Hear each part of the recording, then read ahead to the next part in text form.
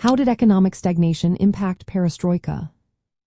Imagine living in a country where your standard of living stops improving and even starts to decline.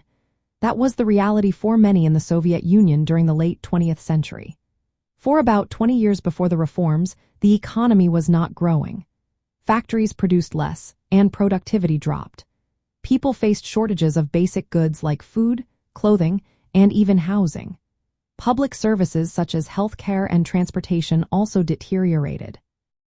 The gross domestic product per person stopped rising and actually declined starting in the early 1970s. This showed deep problems in how the economy was run. These issues pushed leaders to rethink their approach. Mikhail Gorbachev, who became the Soviet leader in the mid-1980s, introduced Perestroika, which means restructuring. The goal was to fix the economy by making it more efficient. They tried to do this by giving some factories more independence, encouraging new investments, and trying to boost productivity. But they did not fully change the system. They kept price controls and central planning, which meant shortages continued. Prices stayed low for many goods, so demand outpaced supply.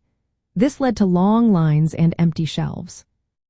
The economic stagnation made the reforms difficult. Since the reforms did not fully embrace market principles, they created confusion and instability. Some factories could not produce enough, and government subsidies had to cover losses. Inflation started to rise, and shortages worsened. People lost confidence in the system, and protests grew. The economy was caught in a cycle where attempts to fix it only made things worse.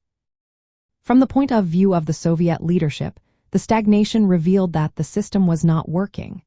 They wanted reforms to keep socialism alive and improve living standards.